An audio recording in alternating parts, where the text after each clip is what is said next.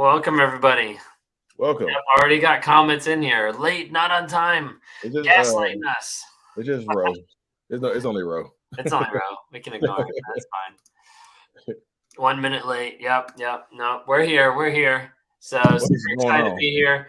We're just too pumped. Like, we don't get a chance to talk like in person, so we like log into the studio and we get distracted because we haven't had a chance to catch up. And there's a lot of crazy stuff coming down the pipe that we were super excited to talk about. So Dylan says 6:06 p.m. So we're actually 2 hours and 59 minutes early for him. So see, we're still early. that's a win in my book. That's the old narcissist. That's how you flip it. We're only late for one time zone. Everybody else we're like early. What is Ro? They might gaslight us and tell us we are late. Yeah, we Ro, the conversation. What's going on, y'all? Hope y'all having a beautiful day, y'all. Seriously. Beautifully fantastic day. Brittany, what's going on? Brittany, are you ready for Austin? We got Austin, Texas coming up here soon. Yep. Coming up. Live in person. There we go. I put a time limit on it for me. So tickets on sale next month, week and a half Monday. So 8/22. I have it all set up. Oh, y'all see that? Week and a half. We got it going on right now. Like I said, I'm calling it out. Then I have to have it ready, right? Yep, Austin. I'm telling y'all, Austin, Texas is gonna be amazing. Like y'all, Austin, Texas is gonna. I don't know. I can't even talk straight. I'm typically articulate. I can't even talk straight. Austin, Texas is gonna be amazing. So many narc adventures in the same spot. Live Q&A, panel discussions. Like in Austin, Texas, it's going to be fucking huge. I already know it. Oh. Megan's been on it. Look at that. Already asking. Oh, she said she already asked. Oh, VA Beach. Oh, say something. I guess we need to break the news. Right? Already on it. So yeah. So y'all know we have the Texas meet and greet. There we go. Coming up in October. But Ben and I are teaming up to do a live in-person workshop in Virginia Beach, Virginia on September the 24th. Live and in person, like round table type discussion, whatever you want to call it, like workshop. I can't again, y'all. I'm typically articulate. Talk tonight. I'm hyped. Struggling tonight. Yeah, so we're super excited. So we're going to be coming September 24th to Virginia Beach, Virginia. Just drop the link inside the chats. It's calendly.com/recovery workshops. We're working together to start building into an idea of actually being able to have a workshop to be able to help take it to the next level to help you work on your healing, growth, and change. So we're super excited to be there to be able to go over a couple different topics about trauma bond, about rewiring your mindset, some inspirational stuff that we've got, some motivational stuff that Lee's been cooking up for a while that we're excited just to be able to roll out and be able to talk to you guys about, and just be able to see you guys in person. But right now, because of the location that we have, the spots are pretty limited. So we're looking at being able to have 20 people be able to show up. But that's what we got. And we're super excited to at least kick it off and kind of start it that way. So if you're in the Virginia area or someplace where you want to drive to be able to have, be a part of this event, it's going to be a 4-hour event that we're looking at having here in Virginia Beach, Virginia, myself and Lee Hammock going through all of it together. So we're super excited about that. Yes, sir. Yep. Small, intimate setting, y'all. It's yay. My delusions of grandeur is being in front of people, talking and helping people. So there you go. That's my delusional state right there. Hello, boys. What's going on, Stacey? Two favorite narcissists. Orlando sometime. Myself, Ben Taylor, and wife and family, we might be moving to Orlando. We'll see. There you go. So Orlando might be a permanence. Right. I guess it says stuck on there. There you go. I normally always have like the little tickers. There you go. But yeah, meet and greet coming up October 15th. Then we got the workshop coming up on September 24th. So super, super excited. Yes. Yay. I'm excited, y'all. Seriously. Brittany, coming up with the names already. What's a narcissist's inner self-talk like? Is it all vain or is it just self-loathing? I mean, it said Mr., not Misters. So you talking? Who is? I think she's talking to me because she texted me that question the other day and I ignored it. I didn't necessarily ignore it. I just didn't have time. But yeah. So inner self-talk is, just like talking to yourself. Like, so I would say most of my inner self-talk is honestly pretty, it's not positive. It's only pretty negative, honestly. I feel like 90 to 95%, well, I would say 80 to 85% of my inner self-talk is negative stuff. Mhm. But the 20%, I try to focus on the 15 to 20% of the positive stuff, the reassuring stuff.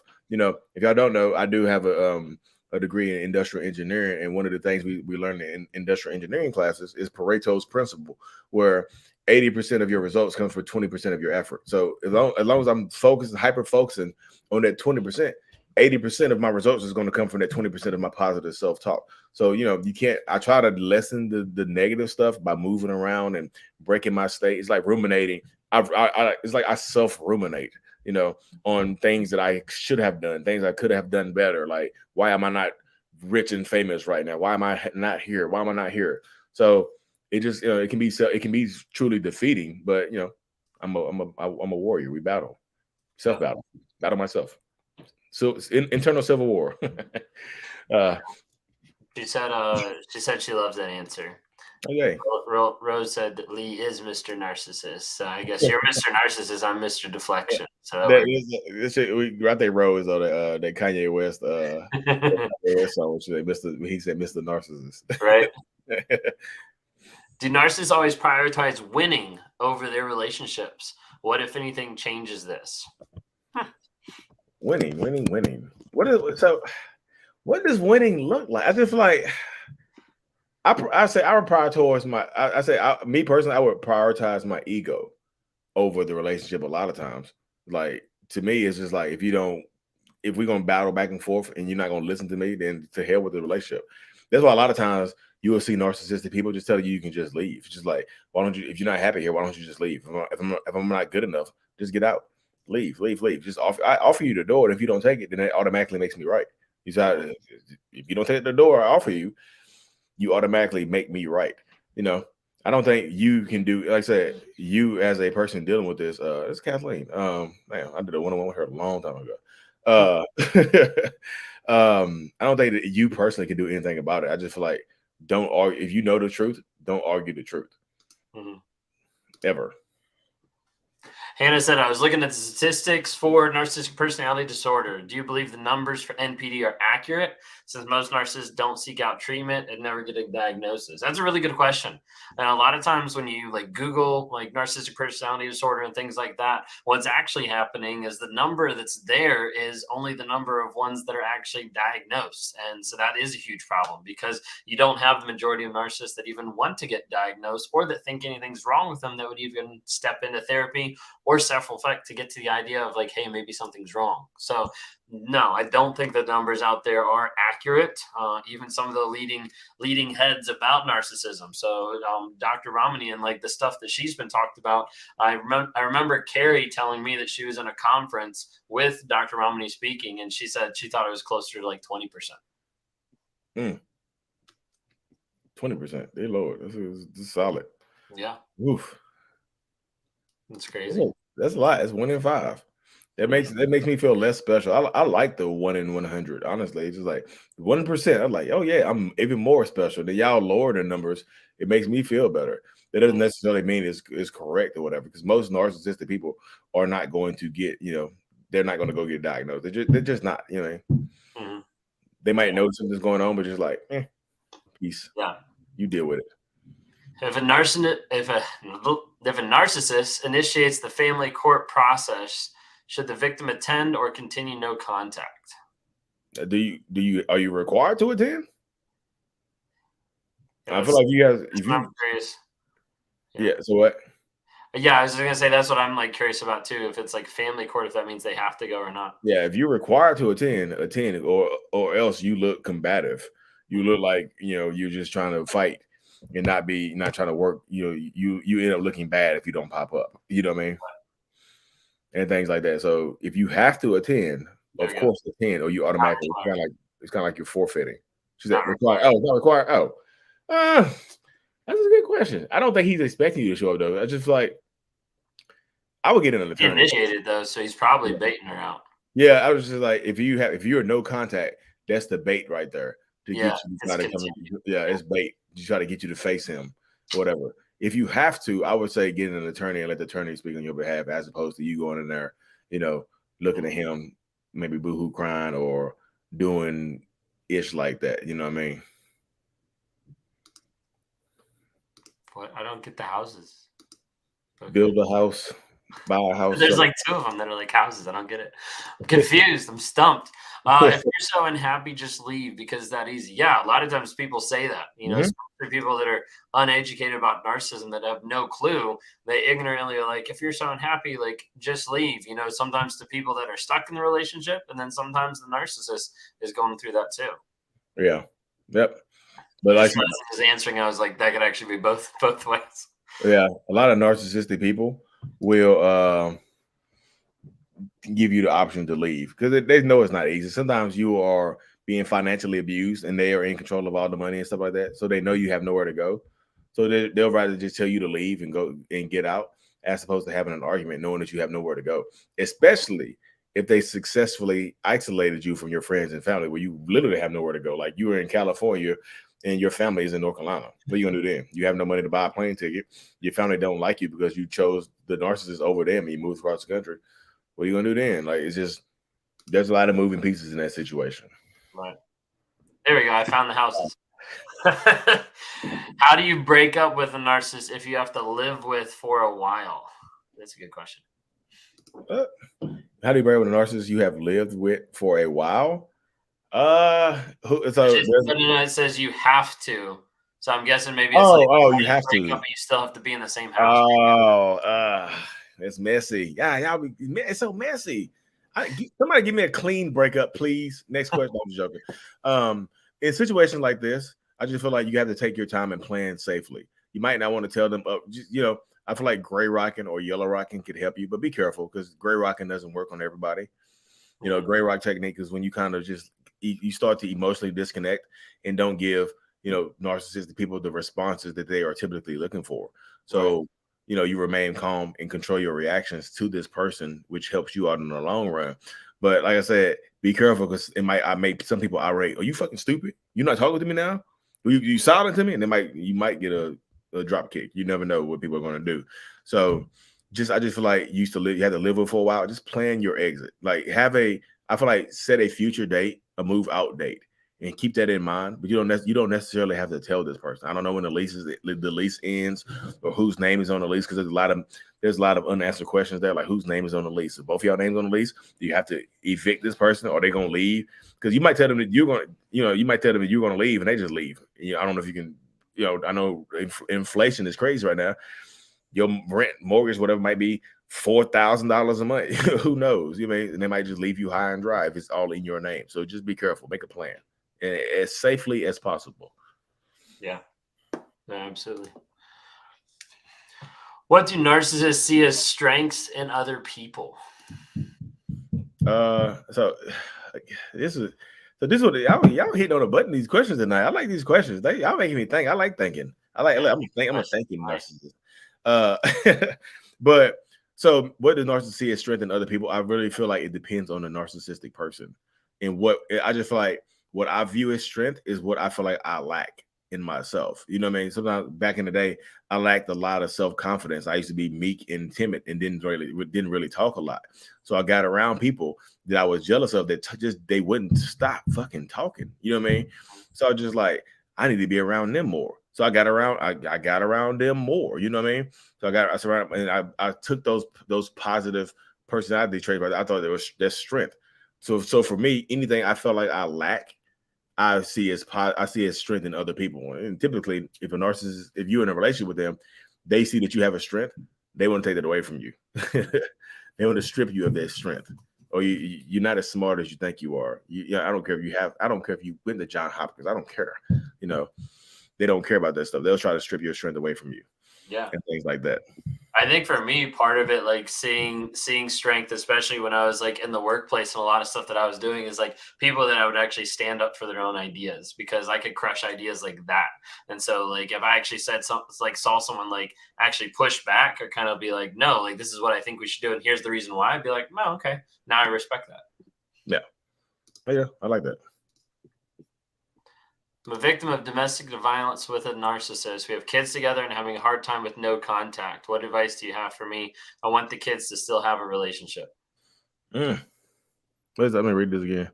I'm a victim of domestic violence. All right, so like my first thing with that is an absent parent is better than a toxic parent, and so you're still wanting your kids to have a relationship with a toxic and violent person that ultimately is going to put your kids in danger. So I would, number one, be really careful about that, because like there's no point in trying to push your kids towards a person like this that is already toxic, depending on what he's already done, for sure. And then also the domestic violence is definitely like a huge aspect that I would say like you need to focus on your kids versus them having a relationship with that person. I would agree with everything you just said. Brittany asks, what was y'all's take on therapy before you actually started therapy? My take on therapy before I started therapy. So my take on therapy was just kind of like, I just feel like especially in my community, therapy makes you crazy. Therapy automatic. Somebody goes to therapy, automatic. No matter what you go to therapy for, you can go to therapy. Going to the physical therapy, it automatically means that you are crazy. Something is wrong with you.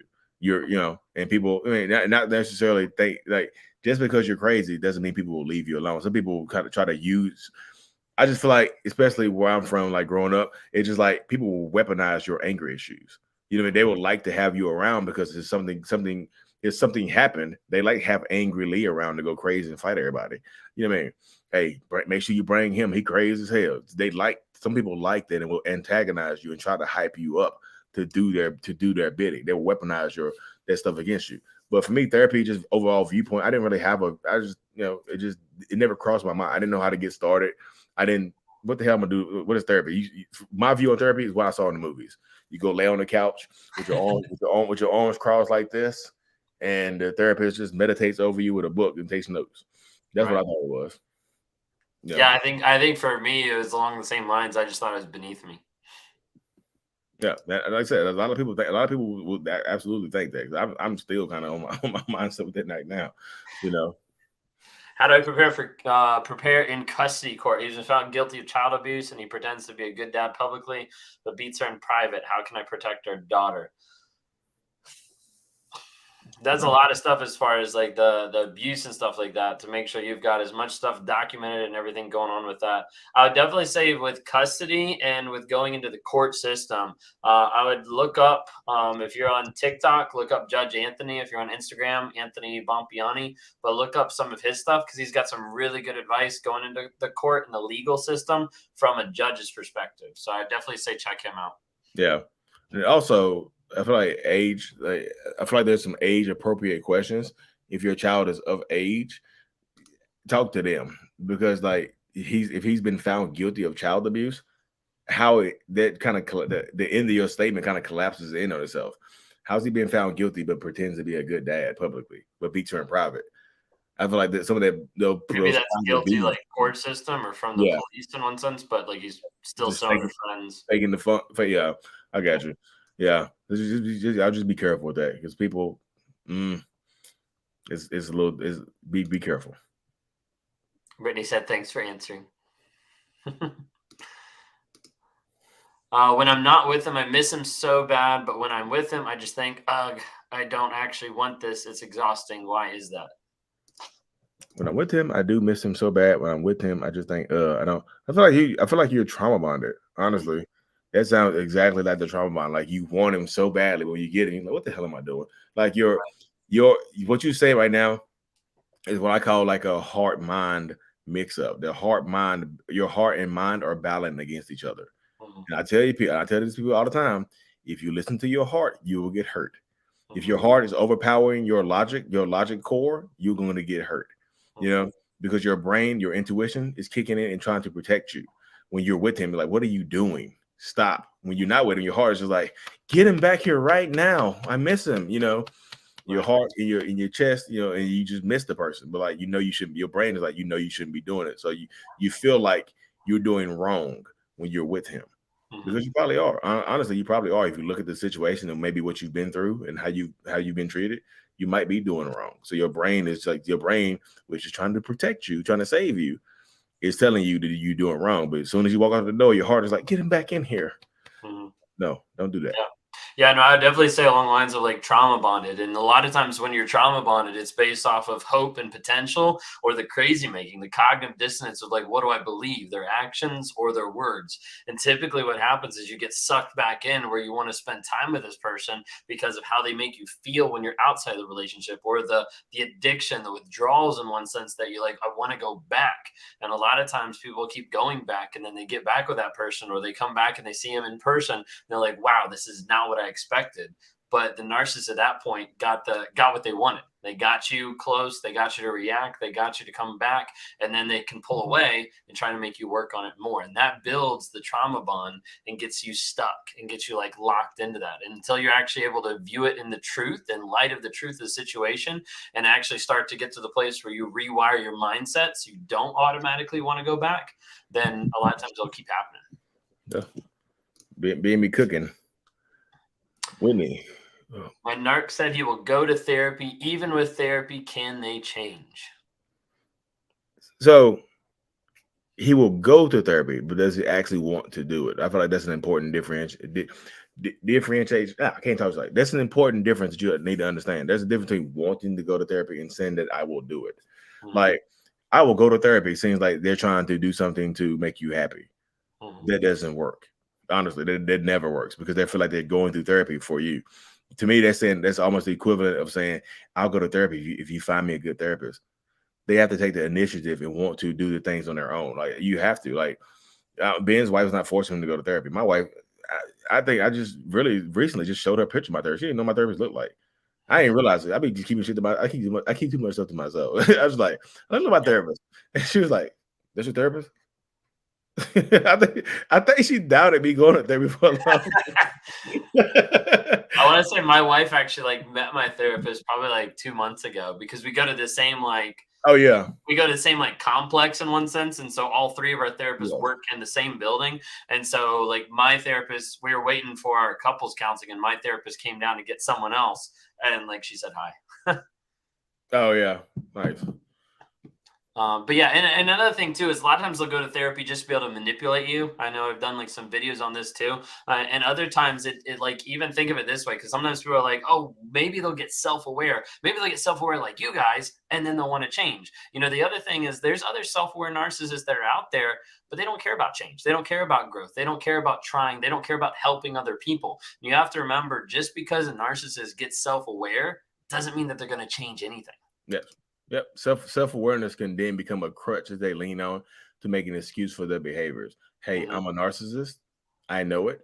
So you have to deal with me now. I'm not gonna make any changes. So if you want to be with me, you have to deal with me. Exactly.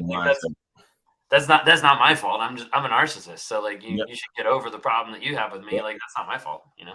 Absolutely. That's exactly I told you I was a narcissist. What do you expect from me? You expecting me to be Ben Taylor? I can't be Ben Taylor. You know, they don't care. Like, some self-aware narcissists look down on us because what we do and how we talk. Honestly. Yeah. So we are not the gold standard to some narcissists. How did y'all understand and accept that you're a narcissist, and was that process hard? You want me to answer first, or you want to hop on that? Go ahead. So for me personally, I've always kind of known that I was different, and the way my mind worked was different and things like that. So when me and my wife had a huge argument about 5 years ago, and she like literally called me a narcissist, you know, and I looked narcissist up. It made sense to me. I looked up the word narcissist, and it gave me it gave me the answers to the questions that I had always been asking myself. So yeah, it just did. The traits, the signs, the symptoms. I'm like, damn, this is me. It provided me clarity, but it also provided me a lot of shame. Like, damn, I was like, this is me. Damn, this is me. At the same time, you know what I mean? So it's just happiness and sadness all balled up into one. And I'm gonna read this email to y'all. So October 11, 2017, I sent this email to my therapist. I said, hi, just wanted to see about possible counseling.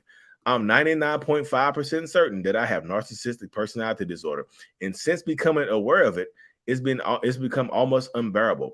Constant inner battle almost every day is tiresome and exhausting. That's the email I sent to my therapist. You know, in 2017. So it's not like I said, it kind of goes back on the old question, like self-awareness does not mean freedom. It does not mean that I can be better. I'm just woke. So I already knew who I was before I even went into therapy. So that's how I was able to accept it. It was just confirmation for me. It's like, you're right. Again. I think the biggest thing that I would like highlight with that, and then I'm going to pull a soapbox out real quick and stand on it. But I think like one of the biggest things that I would like highlight with that is like, for me, it was frustrating of being like, oh, this is what it is. But for me, it was also like a search of like, I know I have to deal with, like, I'm dealing with a cycle. I know like I don't have like the same empathy. I'm like, what the heck is like wrong with me? And like, I got to a place in my life where I actually like looked and I literally thought in my mind, maybe I'm just cursed and this is just going to be my cycle for the rest of my life. You know, I'm just kind of like, okay, I guess I'll just resign myself to it. But that wasn't good enough. It was still frustrating and pissing me off. So like, there's a part of like, once I actually understood, like there was like a slight bit of like relief of like, wow, like I finally actually know like this inner battle that's going on. I finally actually know like what's going on. Yes, soapbox time. So like what I want to talk about, because I mentioned this to Lee the other day, and I was like, this is the one thing that I would say in the past I have done and other people have done that I think stigmatize narcissists. And that's the thing is, and Lee reminded me with sending an email. Imagine if he sent that email and the therapist's response to him was like, well, if you're asking about being a narcissist, then you're probably not one. Lee might have just used that and been like, okay, well, I guess I'm not. Because a lot of times we have people, and I'm guilty of saying this early on when I first started on the platform, of saying like, if you're asking if you're a narcissist, then you're not a narcissist. Like, we need to stop that stigmatism of narcissism, because there's some narcissists that are using that to justify their behavior and to say, I'm not a narcissist because I asked and everybody said I wasn't, or my therapist said I wasn't. But if you're asking if you're a narcissist, like, one, get into counseling, get into coaching, get into therapy, because you might have narcissistic traits, or you might have just been in a toxic relationship and they tried to convince you of that. But if you ever think that, hey, maybe I'm the narcissist, or maybe I have toxic traits, hey, that's great. Let's work on those. Let's try to grow, heal, and change. But let's not tell people that, hey, you're not a narcissist if you ask if you're a narcissist, because that could be really damaging for a lot of people out there. And that would have definitely stunted me going forward with it. No one told me that, thankfully. You know, otherwise, like, I don't know if I'd even be here. You know, but like, let's try to make sure that we're open to being like, hey, you know, there might be a possibility that so-and-so's a narcissist. Let's get into therapy. Let's talk about it. Let's dive into it a little bit more. So I love that you said that, because the way my therapist, her response was, thank you for reaching out. I will be happy to work with you to better understand what you're going through and implement appropriate tools that will work to make things more manageable. That's her response to me. So that you say, I said, I think I'm a narcissist, and she didn't give me that answer. You know what I mean? So I just feel like she didn't give me the answer. She told me, she's like, look, if this is what you think, I'm not gonna argue with you. You know, hey, you know who you are. So, but I just feel like if somebody else is trying to convince you you're a narcissist because you called them one, that's a whole different ballgame. Like, right. Hey, Ben, you're a narcissist. Like, you know what? No, I'm not. I was waiting for you to say that. You're actually a narcissist. Let me tell you why. And they go into detail and break it down how you're a narcissist because you're reacting to them in a negative way. You know what I mean? Did you see that Heather commented on the Do It I Did of You and said that we should do that? I'll do it together. Yeah, I saw it earlier. Yeah, that's funny. we can do that. We do this. I'm about to start branching out with my. You're great at the skits. I can't sit down and just like think of them. I can act them out. I can do a skit right. I can do a skit right now. I'm just telling you, it literally just flows to me. I'll get a thought in my head and then it just goes. You know what I mean? Right. I was just trying to be funny. When I'm doing the two narcissist skits, I'm literally just saying the stupidest shit that comes to my mind. You know what I mean? Just like, I love you too. Skits are not natural for me. Yeah. Pulling out a soapbox, I can stand on that, but skits, no, not necessarily. the soapbox on my YouTube channel called the rant bubbles. I was like, here's a rant bubble. It's bubbling up. Like, right. I'll pop my finger. Like, I'm gonna talk some shit to y'all real quick. Hope y'all ready. You know, it's good though. I love it. Absolutely. How do you deal with an alcoholic narcissist? There are layers to that right there. So start off with leaving. Yeah, because what can you do about, like, oh my goodness, so many people don't want to leave because you feel like you abandon them. It's like, if I leave them by themselves, then they're gonna just drink themselves to death. They're gonna drink themselves to death with you there. You know what I mean? they're going to use their drinking as an excuse for the narcissism. Then typically drinking for narcissists is to provide some type of escape from something that they're battling internally. They have to want to fight their internal battle. You know what I mean? And I've seen so many people lose their lives, lose their, jobs, lose their finances, lose their homes because they would rather just cope with alcohol rather than just go to therapy or Alcoholics Anonymous and deal with that type of stuff. So sometimes you have to remove yourself from the situation. I'm gonna tell you again, I know it's easier said than done because some of y'all might have 2, 3, 4, 5 kids with the person, and it's not so easy to leave. And they might be a functioning alcoholic where they just drink all day, but go to work and make good money and come home and just go crazy. Right. Yeah, it's kind of like you alluded at the beginning of like there's like layers, and so in one sense it's kind of like what I think, especially like alcoholism, like drug use, like different things like that. It can get really difficult to figure out like what narcissism is there and what's actually real, what's not real. So like until like they actually get to the place that they're willing to get sound mind, so they can actually focus on what's actually mentally in their head. Like there's like a whole nother level that you have to get past before anything could even possibly happen. Dylan asks, would you be open to talk about your psychedelic drug experiences, if any? So I personally haven't had any, honestly. I haven't either. People keep requesting me do it, like they want me to record my fucking shroom trip or something like that. It's like, there's the whole like ayahuasca stuff or whatever, like in Mexico. I've read stuff that actually like, because I've looked into it because I know a couple people that I've coached that have like gone to it. I haven't seen them in a while, so I don't know. Maybe it didn't come back. I don't know. But like with that kind of stuff, like I've actually read some stuff that depending on like the personality disorder, it can actually be more damaging. You can actually have like splitting, or I don't know. We'll come back and like. I'm just scared. I was scared to touch it. You know what I mean? I did some edibles once, and it made me go damn near crazy. I can't do this. I'd be scared to do psychedelics, honestly. Yeah. You want to grab that one? How do you prevent yourself from getting hoovered? Even though it won't last, they are so convincing when they show the qualities and promise you what you want to see. How do you let go of the hope? Misplaced hope is super dangerous, and the strongest trait of manipulation is giving hope. Shout out to Yellow Pain for that fire ass line right there, because like y'all hold on so much hope. Like your name is Drama Free on here, so you see it, you know it, and you are you're in a state where you're convincing it's fake. So you're using narcissistic abuse language here. You've been studying narcissistic abuse. You know the terminology. You use the word hoover, so it's fake. It's temporary. But some people, it's kind of like, again, it's like the trauma bond. It's like a temporary high. It's like a junkie getting a fix. It's a temporary high. It's coming. You're just like, I know the hoover is coming, and he come back and tell you the stuff that you want and need, and I know it's fake, but at least I'll feel good for a little while. And then he abandons you, discards you, and a cycle comes on and keeps going on.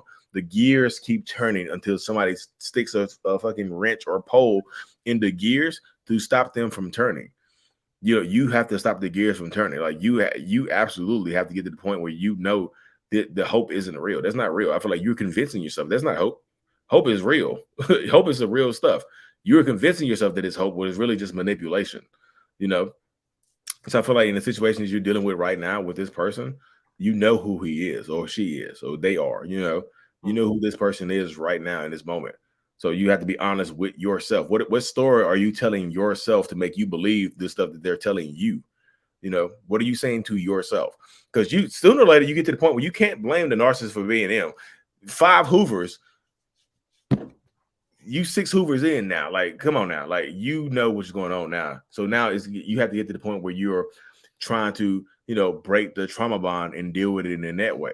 So you take the steps in the right direction. Give yourself, hope that you can get better, as opposed to giving them hope that they can get better, because they just want to keep you there in this situation. I heard my lingo coming through, changing the Yeah, story. I felt that. I was like, I'm channeling my inner raw motivations real quick. What story are you telling yourself? Exactly. Yeah, because like right here, trauma bonding is a real battle between the heart and the mind. The push and the pull plays a big part in this. Absolutely. Because the push and the pull go back and forth, confusing your mind. It gives you hope. It gives you potential. It thinks maybe this is going to happen. Maybe they're going to change. Maybe I'm going to figure it out. Maybe they're going to understand my pain. And then the cognitive dissonance of like, wait a second, like, do they actually love me while they're still abusing me? Or do they actually abuse me while they're still loving me? Like, what's actually going on? And the trauma bond gets so difficult for people to break because the hope potential, the cognitive dissonance, the push and pull back and forth. It gets to a place where people are like, wait a second, I'm going to keep going back. And they're like, why? And they're like, I feel crazy. Like, because I keep going back. That is the trauma bond. And the more you're able to understand first the truth of the situation and then be able to rewire your mindset with what is the story that you're telling yourself and what should that story be based in truth. That's what I work with people on a day-to-day basis. That's what we're doing even with the in-person workshop. Like I'm gonna have a section on that because a lot of times like changing that and having people understand how to do that is so powerful because it doesn't just help you break out of like a narcissistic trauma bond relationship. It also helps you walk through life in an aspect where you can view it as being truth and not being worried that you're walking through believing a fantasy and believing a fiction set up by someone else. Yep. Perfect. I love the heart mind imbalance. I'll talk about that right there all the time. It's like your heart and your mind are like fighting in a boxing ring. And I think Rose said something earlier that I kind of use in my stuff. Like your heart is directionally challenged. Your heart is in your chest. It cannot see anything. Your brain has access to your ears, eyes, nose, mouth. Your brain has access to all of that. Your heart is just in there, just the beating and just the feeling. You know what I mean? It doesn't. It can't tell what's going on. It just knows how it feels. It doesn't know the difference between right and wrong. How it feels. It feels right. Your brain's like, no, it's wrong. Your heart's like, but I love him or I love her, and then you get sucked into that relationship dynamic. Your heart will have you walking off a cliff, the same cliff that your brain tells you not to step over. So take a step back. Yeah. Absolutely. Do you think therapy is a good idea for the person who's experienced trauma with a narcissist? That's a good idea. Absolutely. Yes. If you've been with a narcissist, like you need to get into therapy. You need to talk to a coach. You need to talk to someone who's going to help you like make sense of the craziness and the muck that you've actually gone through. Like you need someone to be able to help with that for sure. Can narcissists cause panic attacks in their spouse/partner? I would say, yeah. I was like, they can. I'm gonna take this one. So I would say yes because of the fact that I have. That's something that has happened in our relationship. I want to say off the top of my head, maybe like 3 times. That in arguments and stuff, my wife battles with some anxiety and things like that. That there's been times where she has got to the place where it's been a panic attack. So not proud of that at all, but yeah, that is part of my story that has caused that. Somebody was screen recording like Ben causes panic attacks. Right. Counsel him now. Right. Are most narcissists aware of who they are? So when, on my therapy journey, on my self-awareness journey, y'all, the first thing I did I found out about narcissists, I think in February or March of 2017. That's when my wife called me a narcissist, in February or March of 2017. Y'all notice I didn't go to therapy until October. I did the whole, I'm going to go to therapy to just get her back home. So a lot of the stuff I do say I've done, y'all. I told you, I was like, just come home, I'll go to therapy. It took me like 6-7 months to go. That's not a here nor there. But yeah. Whenever we separated, I hoovered her like the second week. Yeah. I thought about that. I just thought about it. It's like, wait, I told her to come home. Like, look, hey, I'm a narcissist. Just come on. I'm gonna go to get help. I'm gonna get therapy. I didn't go to therapy till until October of that year because she kept bringing it up. But February, March, because I was serious about trying to do things better because I did think I was a narcissist. I didn't want to go to therapy. I joined some self-aware narcissist groups, and there was like a few hundred people in there that knew that they were narcissists. They knew, and they were cool, y'all. They were fine with being narcissists because narcissist doesn't have to necessarily mean evil. Yes, do narcissists do terrible, horrible things? Yes. All narcissists don't do that though. I know people are gonna just like come at me just like, yes, they do. Like, I'm just like, I'm telling you, but a lot of those people, those narcissist groups were living just normal, to me, what I consider normal lives. They had jobs, they still had their family. I'm like, I can do this. Of course, I was jealous of them. I was like, I'm better than y'all at this. I can be a better narcissist than y'all can. So I was like, yeah, if they can do it, I can do it better. You know what I mean? Right. But I was learning in that group, and so there were hundreds of self-aware narcissists in there, hundreds from around the world. I wasn't the first self-aware narcissist. I saw it. I saw it in the group. I was like, "Y'all, we should make this group public." They're like, "Hell no! People are gonna come in here and kill us." I was just like, so I left that group. Man, they told me how to go to therapy. Then I ended up leaving that group a couple of years later to start my YouTube, my podcast, because nobody else in the group wanted to do it. That's why I started off. That's why I started off by myself. I was like, y'all want to do this? Like, nah, we good. So I left the group. I like, fuck y'all then. You know. So I left the group and started off with my little podcast. So if you go listen to my podcast from July 2019 and you listen to the July 2022, you sound like two different people, y'all. I don't like listening to myself back then. I was on some shit. But yeah, y'all have to, like I said, it's just, you know, a lot of them are aware of who they are. They don't know why they do what they do, though. They don't know what the person is driving the car is doing some crazy shit. They don't know that. Mm-hmm. They're in the Uber, and the narcissist personality is one driving, right? Yeah. So you say that's a good way to put that, though, because like I said, when I first became self-aware of narcissism, like I look back at my life, I was there. But like I was a co-pilot. I was the co-pilot. I was there. I was active. I knew the decisions I was making. But when I look back at the decisions I was making, it's not like I was making those decisions. I was coherent. I was there. But I swear it was something that was like another part of me making those decisions. And let me stop y'all real quick because I know you're like, Lee, we got you. It's the Jezebel spirit. We got your ass. You said it. You had a demon in you. That's the Lee. That's the demon right there coming to get you. No, no. I love it, y'all. Yeah, no, I mean, I would agree. I think it feels like the same way. It's almost like you know what you're doing, but it's like you don't know how to stop, or you don't know like what is. I mean, it literally it's like an addiction. Like it's like, okay, like this is happening, but you don't even have the cognitive idea of like, oh well, this is a bad thing. Just like screw empathy, screw everybody else. Like I'll just keep doing it. Because it's just reactionary. Like this is like the next thing that I'm supposed to do to be able to survive, get away from whatever emotion that I might have to deal with. Yep. My ex is begging me to give him one more chance. One more out of how many? One more out of 100? So you be able to say that like one more, but like how many previous ones has he had? Right. This is chance number 342. So saying he's going to counseling and quit drinking, 1 week sober. Congratulations on 1 week, but why is it so hard to go no contact? I think there's one thing that I remember like trying to like make like a correlation of, how like they give like the 1 week like chips or something like that for like being sober and stuff like that. Like I feel like a lot of narcissists come to the table and they're like, see what I did for you, and they bring you 1,000 one-day chips. But there's never the consistency of it being longer than a day, a week, a month. And so a lot of times, like, it's really hard to go no contact because they keep trying to hoover you. They keep trying to tell you, hey, just give me one more chance. Like, why would you leave me at this time when I'm struggling? Why would you leave me when I'm down? Like, don't you understand? I'm trying to make a difference. I'm trying to help. This is for us. Don't you get that? At the end of the day, you have to walk away and be like, hey, like, are you going to do it for you, though? Yep. What are you doing for you?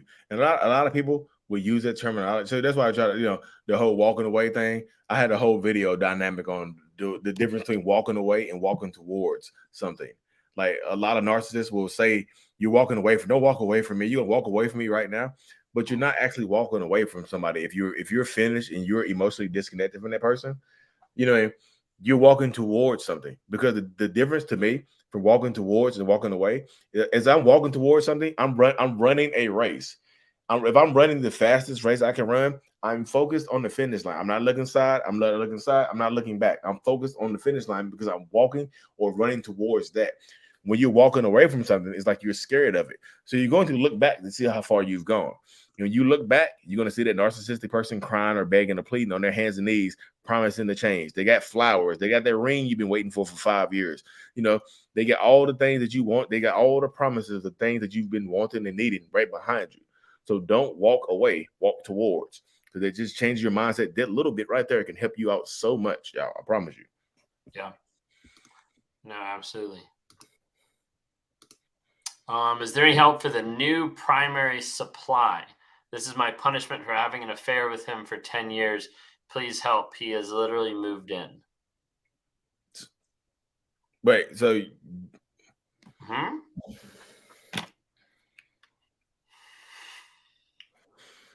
get close. Or is she stuck and he's going to supply to other places? I'm confused on that. Yeah, that's what I'm confused about. This is my punishment for having an affair with him. Oh, so you were cheating with him for 10 years? Why didn't y'all just be together?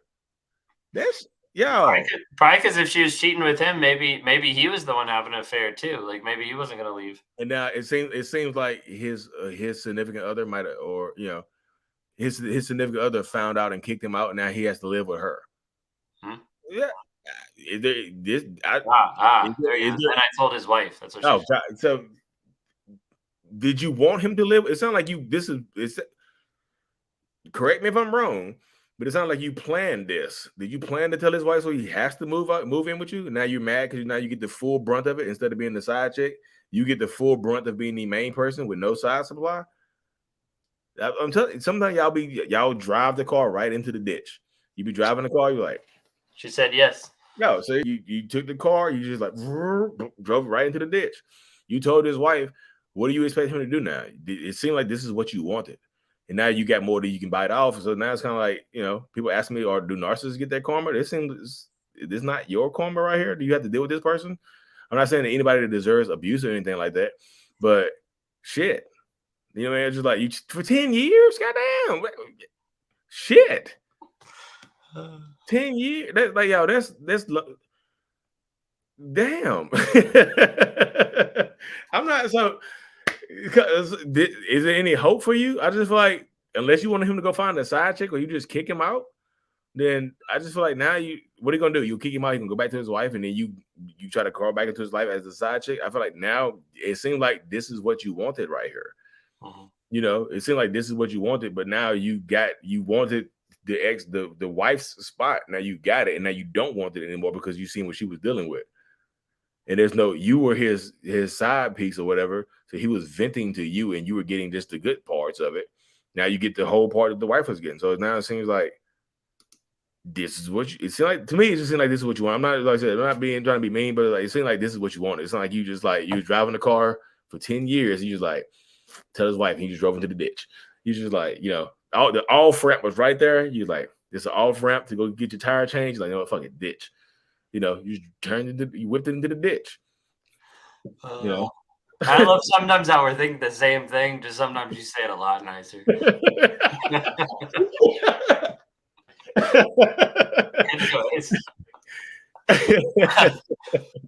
If someone has empathy, can they still be a narcissist? So that's a good question, because a lot of times people think it's like carte blanche of like, no empathy, boom, narcissist. And that's not always the case. It's 1 out of 9 traits. You only have to have 5 to technically be diagnosed a narcissist. You could have all the other 8 and still have some level of empathy. The thing about empathy with a narcissist, I think it's kind of twofold. You have narcissists that don't have empathy, or they have, they didn't have the connection to the primary caregiver. It didn't get brought up. It didn't get grown throughout the relationship. So they have a very low or no empathy at all.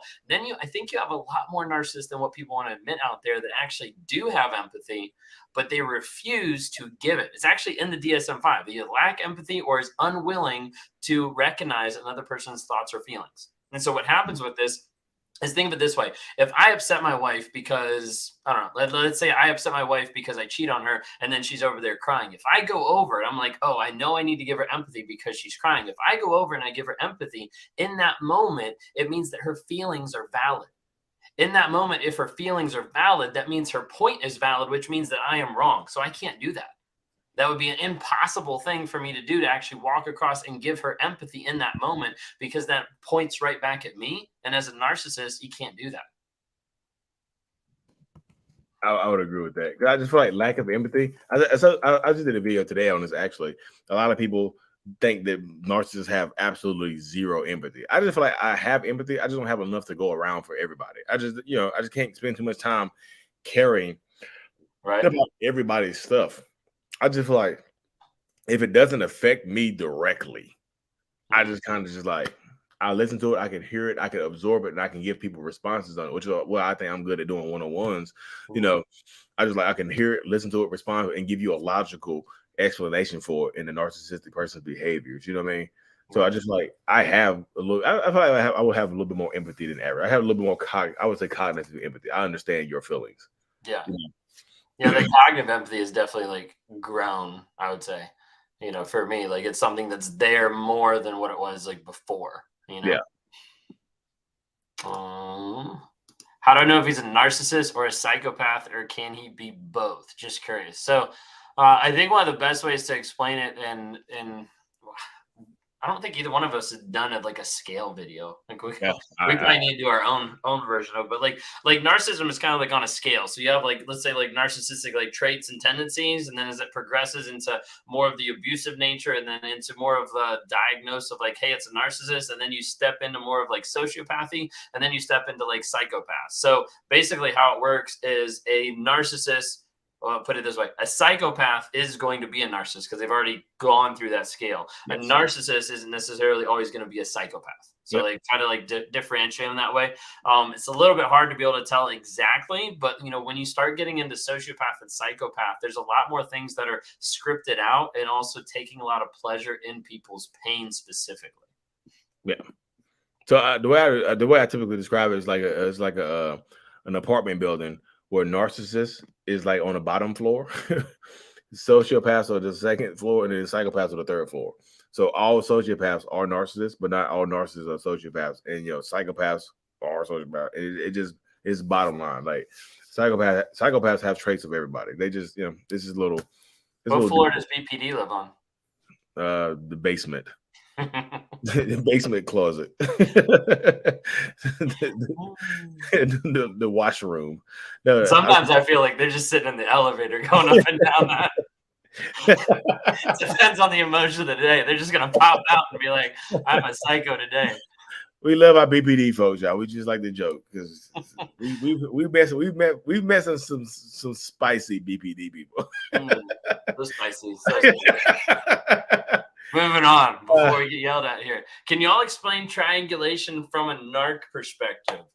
Why do narcs love this? Just an extra ego boost. That's a good question. I feel like triangulation is power. And to me, yeah, I think it's like leverage. Yeah, I just don't think y'all understand how powerful it is for somebody to sit back and watch other people go to battle over something that I have done. And I'm scot-free. Regardless of whoever wins, I win. You know what I mean? So if the new supply and the old supply are fighting over me, whoever wins that, I still win. Like I get one of you, or still keep both of you. One of y'all just accepts a lesser role. Because a lot of people, honestly, accept lesser roles in narcissistic people's lives just to be in their life. Like, I was married to them for 5 years and they cheated on me, but now I'm the side chick. I'm just like, are you okay with that? She's like, I just, I want the family to be together. I'm like, are y'all together? Are you? So it could be an ego boost, y'all. That's just the simplistic way of me putting it. Yeah.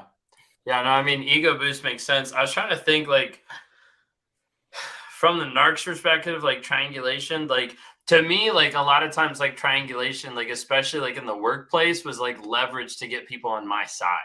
Like it was just like, I need to get something done, or I want to do it my way. So like I'm going to leverage other people, or I'm going to be working behind the scenes to either pit people against each other or get them on my side so I can get what I want done. So like very much like narcissistic and like, hey, this is going to happen. But instead of like just steamrolling over someone or saying like, hey, we're going to do it my way because I tried that. And that's more like the overt. And I'm like, hey, let me be a little more covert about this and kind of slip it in so I can get people like aligned to my side to be able to get what I want done.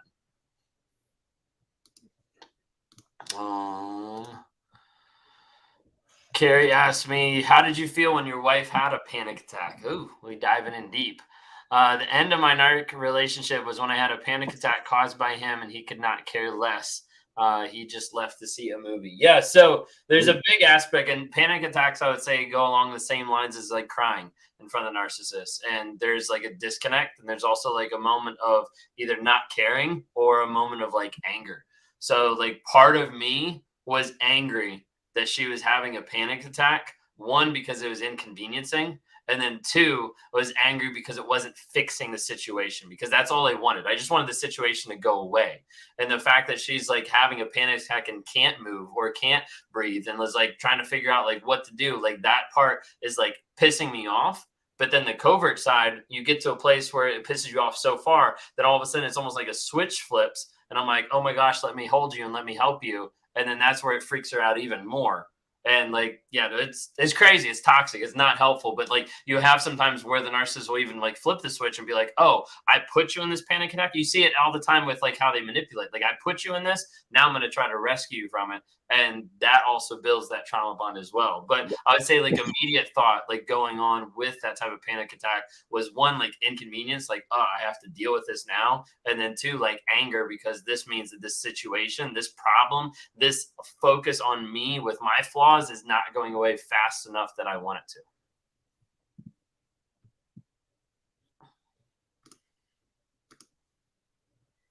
I'll let you take that one. I'm going to catch up on comments.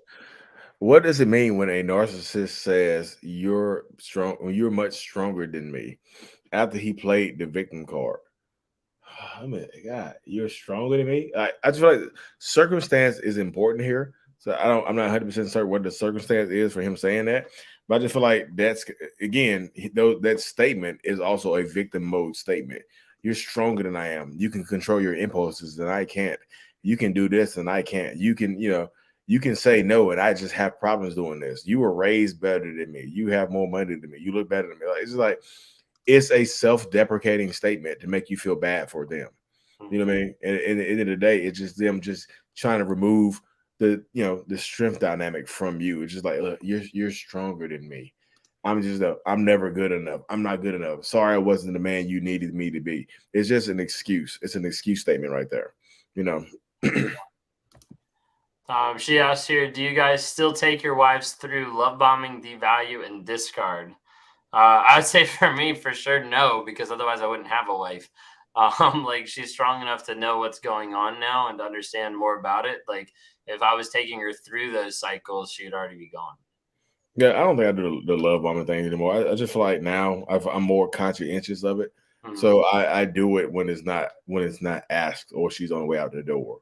I just feel like in a relationship, after the relationship has kind of established itself, if a narcissist is love bombing you, then they're just trying to keep you from leaving, or they're trying to get you back. So now I'm just like, it's mixed into there right now. You know what I mean? Yeah, but you're not going through devaluing and discarding. Yeah, I'm not just like, I'm not just taking her power away. I don't think she would put up with that anymore. Yeah. Again, like I said, if she's not happy here, she can leave. I'm just joking, yeah. But breaking the trauma bond is so hard and major need of therapy specifically for this. Absolutely. And I would definitely recommend you, like, if you're struggling with a trauma bond, like, you need to get into therapy. You need to talk to a coach. You need to work with someone to try to help actually process that cognitive dissonance, hope, and potential that's keeping you stuck. A lot of times when I work with people, like, that's my focus of trying to help you change your story to change your life. And I've done that even with a couple of people. I know even Brittany, we talked to the other day, and she actually used a couple resources we have inside the app to actually walk through, like, actively, like, changing the story in your mind, to think through, how is this actually, what am I actually believing? Is it fantasy or is it reality? And getting to the place where you can view it in the light of truth, and truth, like, that's ultimately what gets you free, what sets you free of the fog. Rose said psychopaths live in a penthouse. Yes, the penthouse of the dark triad. Yes. Right. Yeah, it's not a good penthouse. It's not a luxury. I'm still sticking with BPDs in the elevator. That's my way to cope for it. I don't know, maybe we can put histrionic down in the basement. BPDs in the elevator. Histrionic's down the basement with the BDSM. Somebody said Sam Wagner said BPD is failed narcissism. Oh, I love it. It's like a narcissist that didn't get fully formed because they still have the empathy quotient. Yeah, goodness gracious, y'all. We forgot to take that out. Gosh. Love it. Anyways. All right, It's already 10 o'clock. That flew by tonight. Yeah. It really did. There's some like really good questions.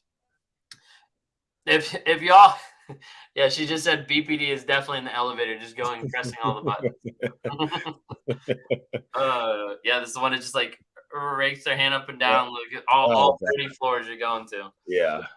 So anyways, if you guys haven't had a chance to be able to see, it's been scrolling. We've been changing around a bunch, but September 24th, Virginia Beach, Virginia, Narcissistic Abuse Workshop. It's going to be myself and Lee Hammock. This is the first one we've ever done. It's live. It's in person. It's not going to be broadcasted everywhere else, but we're going to be meeting with people. Conference room. We're going to be working through like a bunch of different stuff. So we're super excited to be able to offer that. Just drop the link in as well. We're going to put it in the link in all our bios. We just like confirmed, the date, the time, everything like that. So we're super excited about that. If you haven't had a chance, go and download the Narc app. We've got a lot of people that are actually on the Narc app. Lee's got it on his phones as well. You can book with us through the Narc app. You can book with us with a couple other of the Narc vendors that have contributed courses as well. So like Bree, Ro. There's a lot of different people that you can actually like interact with on there. You can engage with other people and a community of like-minded people that are able to help you heal, grow, and change. We got monthly Zoom calls. You got coaching in there. There's discounts in there, questions, community, a whole bunch of stuff that's just going off inside the Narc app. So I'd love to have you there. We also have coming up after August. Then the next thing we have coming up is October. We're super excited about that. I'm on a crunch to make sure I have everything ready to go here by 8/22/22, Roller Coaster of Love's birthday. But we're going to be releasing tickets on that day. You'll be able to find them at narcavengers.com coming up once I finish updating some stuff and we finish checking out the venue.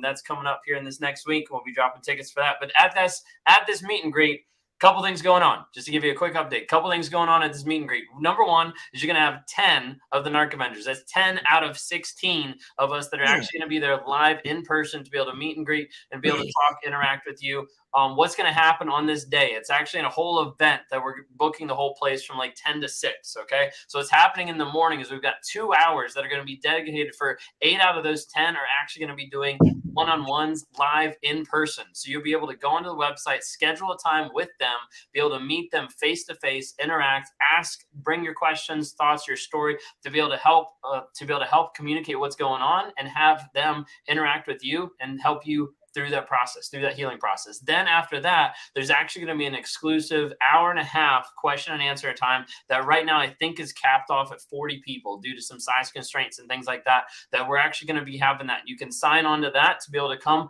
be able to ask questions. It's going to be kind of like a roundtable thing of all of us sitting around and answering questions. 10 of us giving different perspectives, different thoughts on the questions that you guys bring to the table. And then from 3 to 6 that day, we're also going to be doing the regular meet and greet where everybody can come together, mill around, talk. We'll have a couple hours of meet and greet. And then towards the end, we're actually going to come up and all of us kind of share a little bit about ourselves and about things that are actually going on with Narc Avengers. You'll be able to see a couple of videos of some other Narc Avengers that aren't able to be there in person and be able to interact before we head out that night. But super excited for it. Tickets will be dropped 8/22/22, where you'll be able to actually access those. Austin, Texas, October 15th.